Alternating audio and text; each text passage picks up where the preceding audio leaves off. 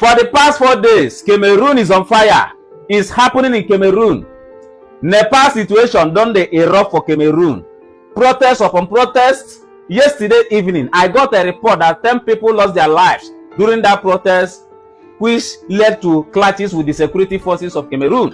10 people lost their life yesterday. Now, this morning again, I am also seeing report from Al Jazeera saying that 4 people have lost their lives. Do you understand now? Wetin be the problem?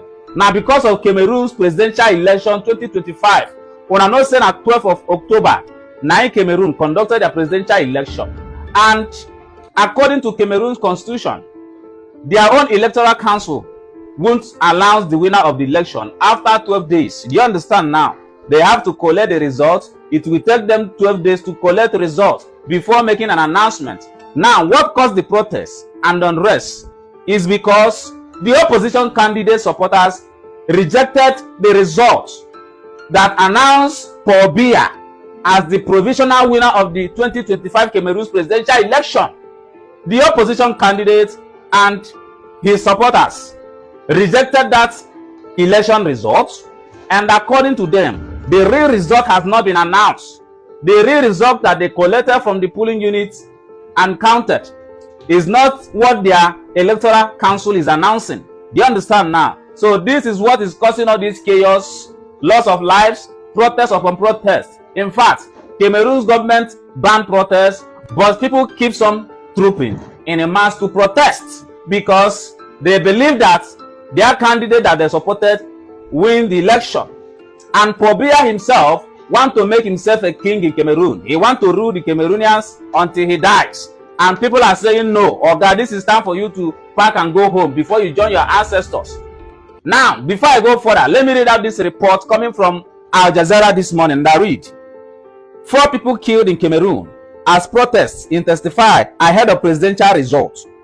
Protesters killed in clashes in Cameroon's Douala as opposition accuses President Paul Biya of seeking to rig elections.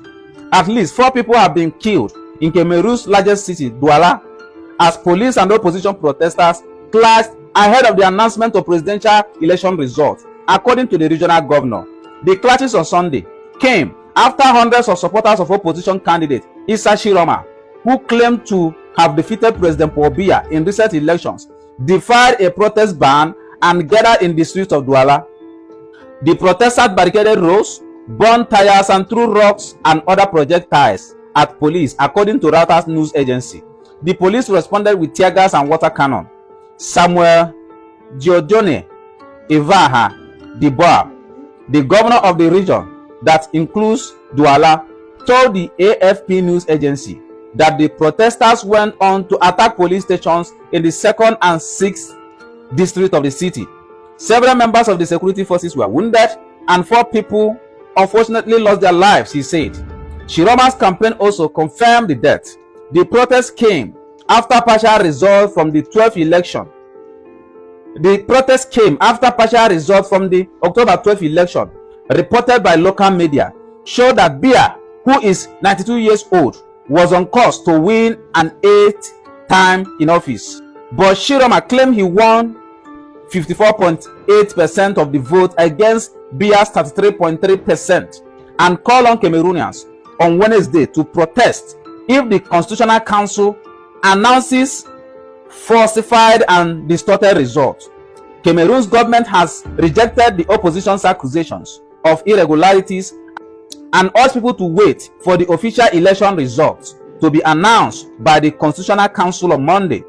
Protests have since fled in several cities, including the capital, Yaoundé, Shiroma's hometown, Gaura, as well as Marau, Iganga, Bafang, Betua, Kusere, Yagua, Kiele, and Bafosam. Youth frustration and anger.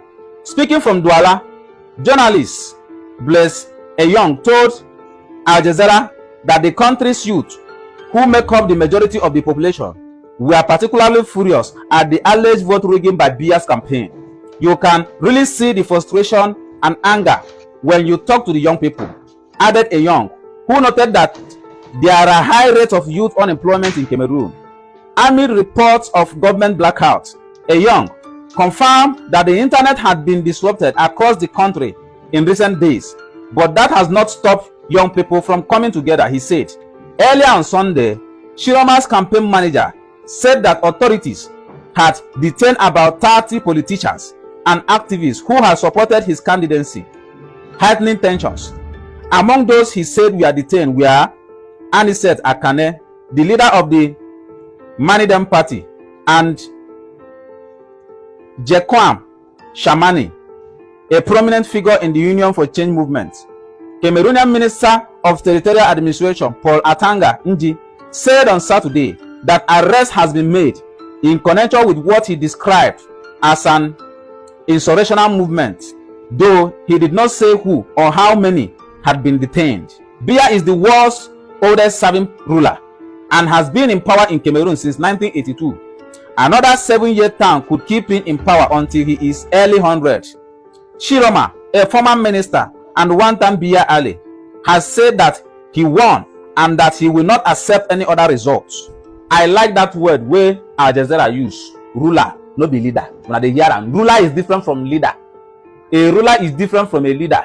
That is exactly what Paul Biya is displaying. He is a ruler and not a leader. Nothing else. Do you understand now? Now, as we all have seen, they conducted election on 12th of October 2025, and it takes the National Council 12 days to compile results before making an announcement. They're supposed to make the announcement today, will be Monday. And guess what? Protests have started since 4 days ago because people got an information that Paul Biya is the one leading, the man that they didn't vote for, according to them. And when I not say for country, now youth, now then they decide. Do you understand now? So they know who they voted for. And they are protesting. People have lost their lives. Do you understand now? So now what am I trying to say in conclusion? When are we Africans ready to behave like humans? Do you understand now? And in this Cameroon's issue now, why is it taking the National Council to announce election result after 12 days? Waiting be the population of Cameroon, 29.12 million people. Now they take 12 days to compile election results, alter the result the way you want, and announce whoever that you want to announce. 12 days. Now even Nigeria, where we say our population are 260 something million, it took our own index, our own electoral body 4 days or 3 days. But look at Cameroon, as more as they are, 12 good days. That is not nice. So something where we say it takes 12 days to announce, definitely people who want to alter the election result, they will do so and nothing will happen. Now people are saying this election result is not going to be announced, and when they arrest them, they tear gas them, they beat them. Well, in fact, when I don't find many. This is one thing about Africa. And why is it that anytime there is a protest, now security agencies now then go come spoil them? The same thing where they happen for Nigeria here, it they happen for there. There is nothing different. Do you understand now? Now, I pray that this thing will not lead to war in Cameroon. Do you understand now? Because if care is not taken, this thing will lead to a serious conflict.